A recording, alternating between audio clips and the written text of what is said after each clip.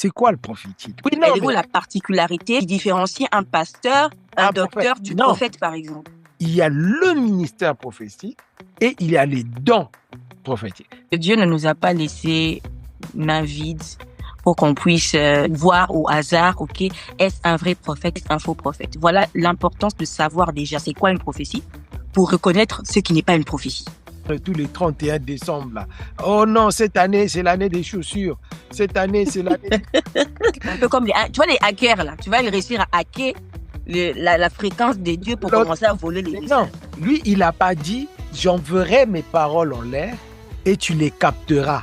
Il a dit « je les mettrai dans ta bouche ». Le fait que tu puisses faire un rêve qui se réalise n'est pas forcément une prophétie. L'histoire des ondes, là, même moi-même, je me rappelle, j'ai déjà enseigné ça. Les histoires des ondes? Non, en fait, pas des ondes.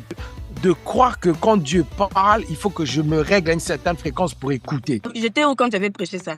J'étais là, tu avais même applaudi. Comment connaîtrons-nous la parole que l'Éternel n'aura point dite?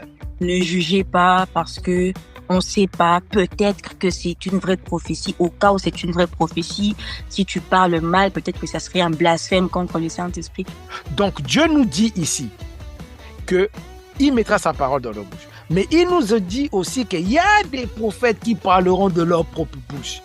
Comme les je sens. Mélissa,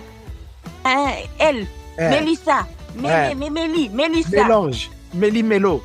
Quand ce que dira le prophète n'aura pas lieu et n'arrivera pas, ce sera une parole que l'Éternel n'aura point dite.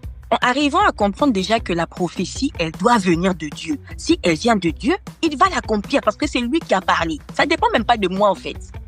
Non, tu parles pas bien. Répète-le s'il te plaît parce que c'est important. Non, moi aussi j'ai déjà entendu non, ta prophétie n'est pas arrivée peut-être parce que tu oui, peut-être parce que la d'expérience dernière. Tu n'as pas la foi. Quelquefois on te dit même que tu n'avais pas la foi. Et ça c'est quelque chose qui a surpris Dieu en fait. Dieu ne savait pas que je n'allais pas avoir la foi. Est-ce que dire ça, c'est mépriser le prophétique?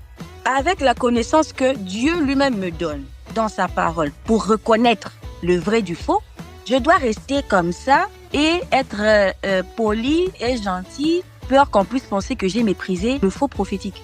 Moi, je te repose une autre question. Comment il faut se comporter face aux faux prophètes?